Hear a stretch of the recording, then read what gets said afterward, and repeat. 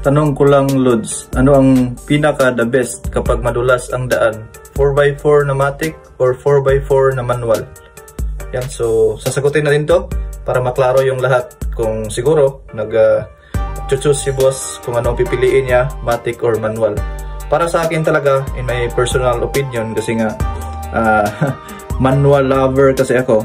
Pero hindi ko naman inaano yung matic ha. Pero when it comes sa mga madudulas, alam naman natin na lalo na kapag marami tayong karga, ayan, so manual is the best choice mga boss para sa akin. Bakit? Kasi nga ang manual, diba, madulas na daan, marami kang karga, kapag matic yung sasakyan mo, napaka ng transmission talaga, napaka kumbaga napaka-gastado or napaka-stress ng automatic transmission na 4x4. Yan, so in reality talaga yan mga boss.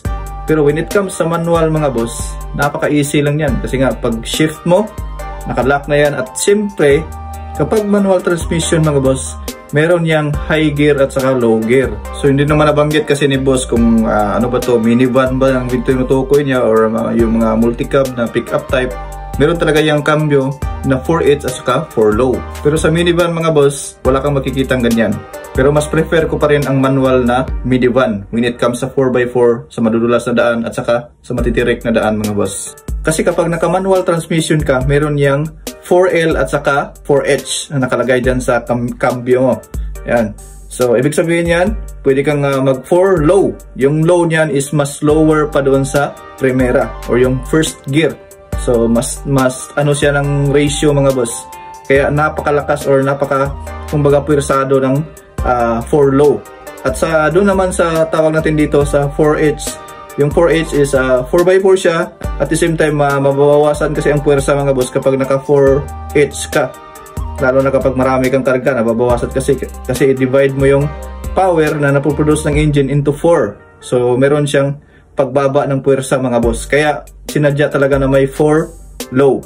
Para kapag naka-low gear ka, syempre mas lower yung ratio niyan. Syempre malakas ang torque ng makina. At the same time, kapag dinivide sa 4 is malakas pa rin yung sasakyan mo. When it comes naman sa automatic transmission mga boss na 4x4, okay lang siya kung service lang. Napaka-goods. At the same time, automatic lover din kayo. Kung baga hindi nyo bet yung 4x4 na manual. So, pwede kayo mag-automatic mga boss. Pero when it comes sa load capacity na marami, tapos yung matirik talaga na daan, madulas na mga daan, is number 1 talagang manual mga boss. Kasi nga, manual lover din ako. But all the way, good siyang dalawa mga boss para sa akin.